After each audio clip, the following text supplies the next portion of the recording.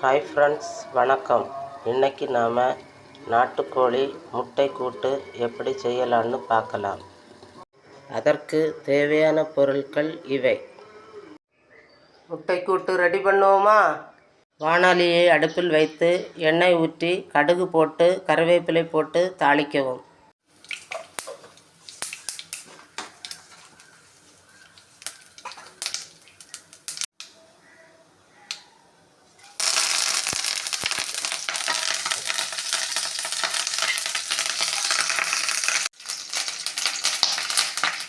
தாளித்தவுடன் நீளவாக்கில் நைஸாக அரிந்து வைத்துள்ள வெங்காயம் மற்றும் பச்சை மிளகாயை சேர்த்து நன்றாக வதக்கவும்.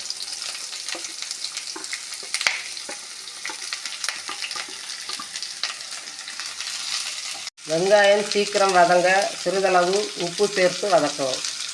வெங்காயம் நன்கு வதங்கியவுடன் தக்காளி சேர்க்கவும்.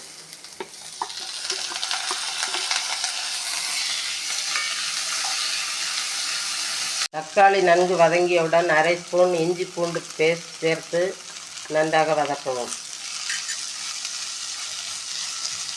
தீயை மிதமாக வைத்து 2 ஸ்பூன் சிக்கன் மசாலா சேர்க்கவும்.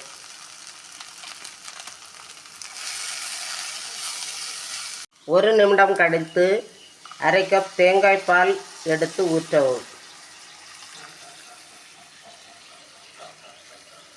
தேவை என்றால் உப்பு சேர்த்து கொள்ளவும். குழம்பு வற்றி வரும் பொழுது முட்டைகளை சேர்த்து கொத்தமல்லி தலைகளை தூவி இறக்கவும்.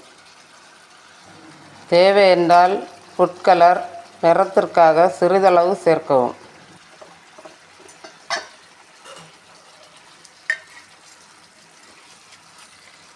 மறக்காமல் நம்ம சேனலை லைக், ஷேர் அண்ட் சப்ஸ்கிரைப் பண்ணுங்கள். தேங்க்யூ.